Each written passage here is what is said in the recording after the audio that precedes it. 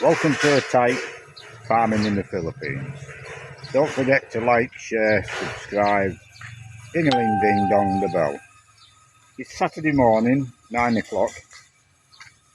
We've just got back from Compostela, picking up chicken feed, pig feed, rice, one or two other bits and pieces. We've got 3 men on site working in the house, but they're coming to the end of what they're doing in there for today, so we'll be going down the piggery and doing a bit of work down there. So I'll turn the camera around and we'll have a look at the chickens in the incubator. This morning is to sort these chicks out. How many we got? 1, 2, 3, 4, 5, 6, 7, 8, 9, 10, 11 chicks in there.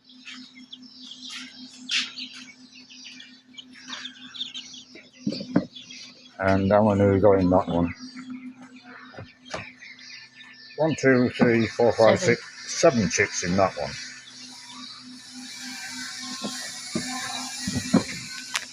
So just temporary while we get the bottom box sorted out, I'll put them in this cardboard box for a couple of hours. And I got this morning some chicken starter booster. Whether it's any good or not, I don't know, but we'll give it a go.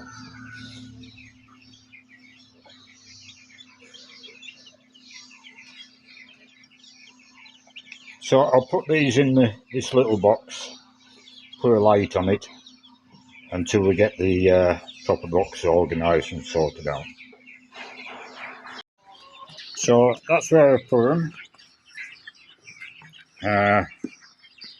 A little bit of feed, a little bit of water, light on them. They can peck away a little bit for the first time. Then I've got to clean this box out, put the plastic mesh back in, and then these newly hatched chicks will go into there. Needs a good clean first. And then mostly these are our own hatchlings. There's 1, 2, 3, 4, 5, 6, 7, 8, 9 meat birds in amongst them. The meat birds will go in there. Actually, I might split them up. I might put them in this one. So that needs cleaned as well.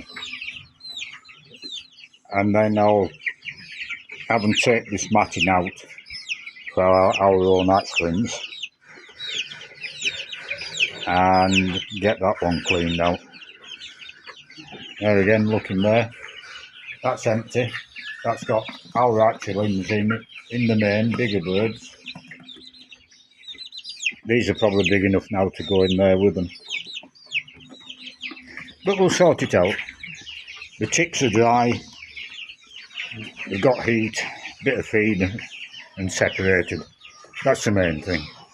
It's 5:30. The workmen have finished.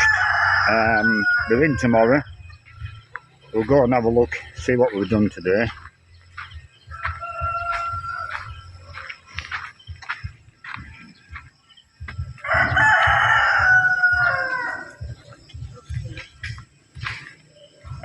We've completed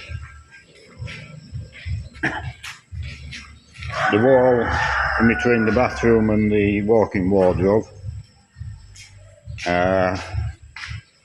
We've virtually used all the metal up. I think there's a few bits now. That's about all we've got left. Even down to the last rivets, we had to scrat around for 1 or 2 last rivets. So yeah, we're done in here. We're down the piggery now. So we'll go and have a look down there, see what we're doing. We've been onto a firm in Mandawi, but we got the roof sheets off. We've costed the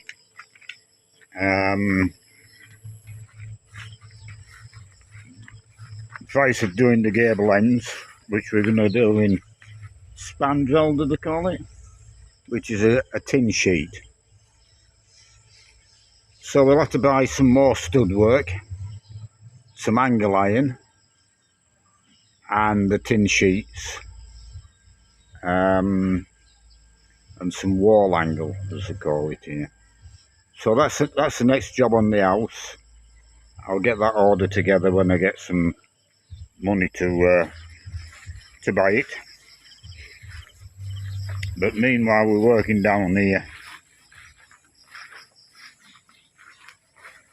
and hopefully give myself a bit of breathing space to get the money together for the next phase of the house. The chicks, what we got in here now? We've got 3.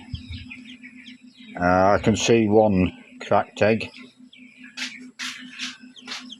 These were born just a couple of hours ago, although they dried off quite nicely. They're all looking dry, aren't they? But they'll stay in there overnight.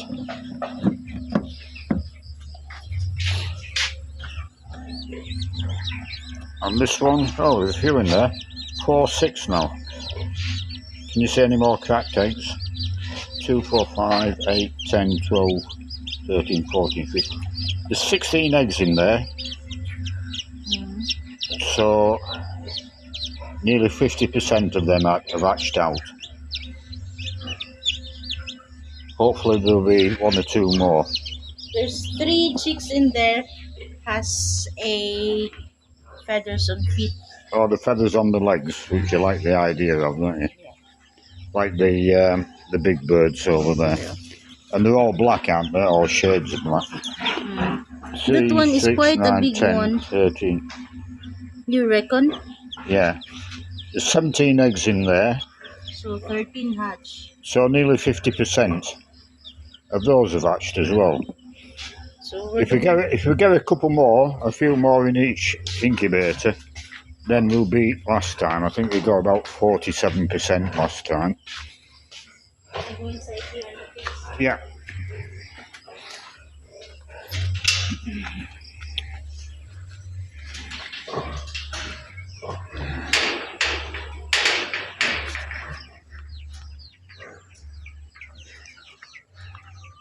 There's the cockerel we give injections to. He's looking good. And these are our hatchlings, apart from that one, of course. And these are our hatchlings from the last lot of hatchlings. So they'll be 3 weeks old now, or 4 weeks old, somewhere around there. These are in the far box. And the new hatchlings are in here. I don't know how many there is.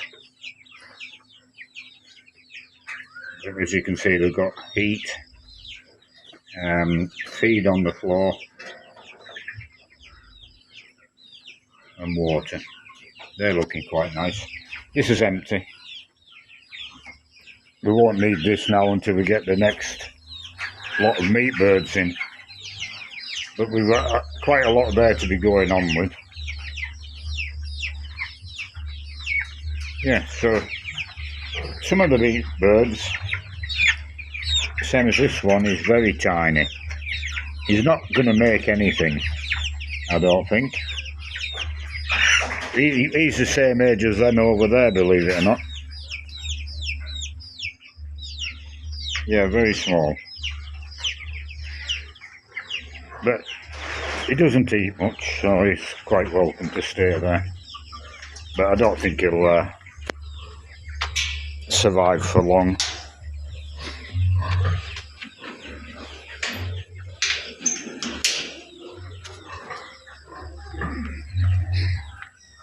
And we started work down here for a couple of hours.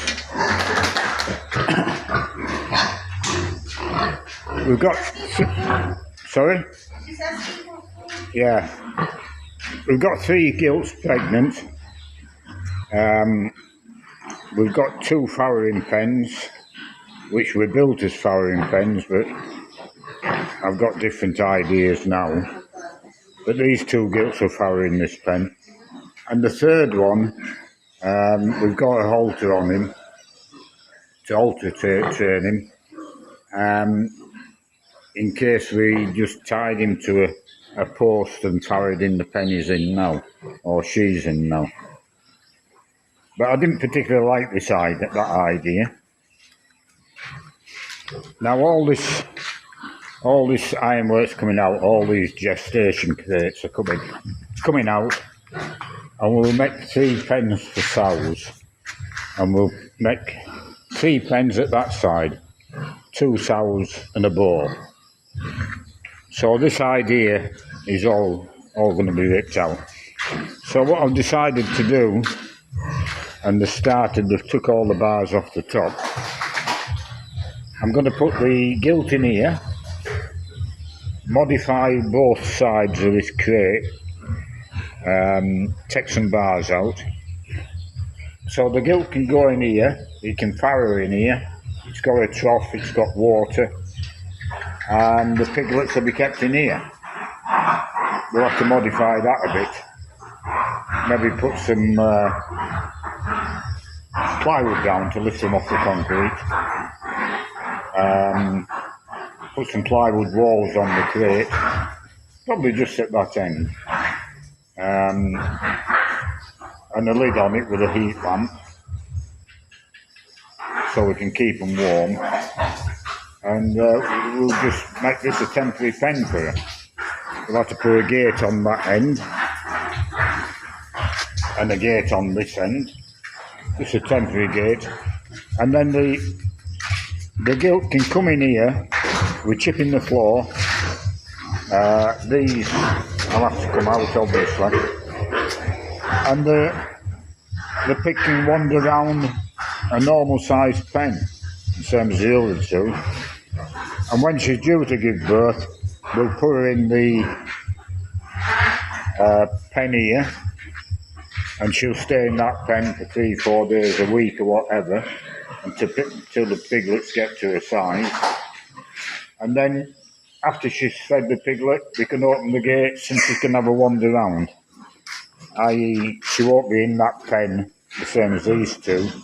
They won't be in the pens for 30 days or whatever till they're weaned. Even when they're quite young, the piglets, when they're in the box, you can let them out, because it's dead easy to get them back into the pen. You put some feed in the trough. So there's no reason why they'll be stuck in that pen for a month. And I would imagine the day after they're given birth, piglets in the box, the exercise will do them really good just to get out and walk around. So that's the plan. We've just started. We won't be taking this out because this just makes a fence. We just need to put a gate on here, gate across here, and a gate across the other side, and we've got a temporary pen sealed off. But this gilt's supposed to farrow first, but everybody's agreed it's going to be this one. This is the biggest one. She's not bagging up yet, but she's either further on than the other 2, or she's carrying an awful lot of piglets.